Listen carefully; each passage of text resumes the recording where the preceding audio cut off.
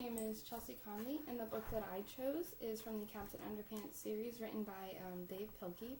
This one in particular is called Captain Underpants and the Tyrannical Retaliation of the Turbo Toilet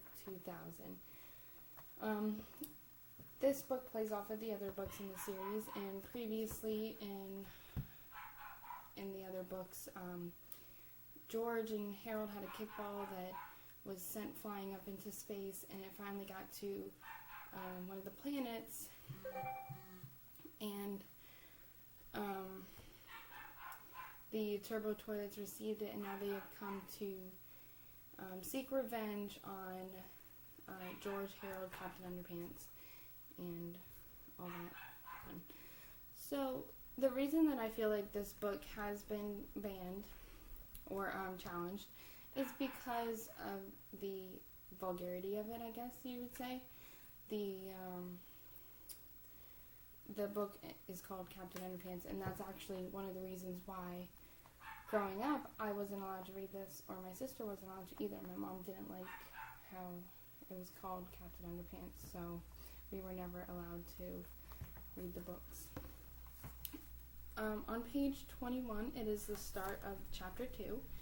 And the name of the chapter is Don't You Hate It When a Kickball Hits Uranus, which is the planet, but it's also, the author also used it as a pun, so if you reread it and pronounce the word differently, it says, Don't You Hate It When a Kickball Hits Uranus. So I feel like the author chose that planet on purpose as opposed to the other 8 planets because of the name of it. In page 22, it actually proves it by saying the kickball sped closer and closer to a small cluster of porcelain monstrosities that lay together in a heap on the surface of the icy, ridiculously named planet, which, of course, it can be pronounced Uranus, which is the correct way, or Uranus, which is how I'm sure children would read it, and it may cause a bit of a distraction in class. Also, I noticed throughout the book, here's an example right here on page 33, the toilet actually has his butt showing, and I feel that in a classroom setting, this would be a distraction. I can see bunch of boys or girls, whoever's reading it, gathered around the book, looking at it and giggling. So I can see where that would be a problem. The difference between selection and censorship, I feel that libraries may select the books based on whether or not they find them appropriate for school. So I feel like together they go hand in hand, but I'm not sure that the school should decide whether or not they are appropriate for children. I feel like if these books were in a library and the parents had a problem with their child reading it, then maybe they should set up a system where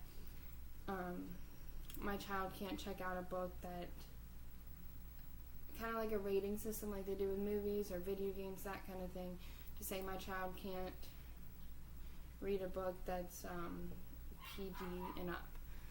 I understand that would be a lot of work and a lot of time consuming, but I feel like maybe if every school did that, maybe that would help. Because I do feel that the parents should have the final say over what their child is ready to read or not, maturity level wise, not grade level.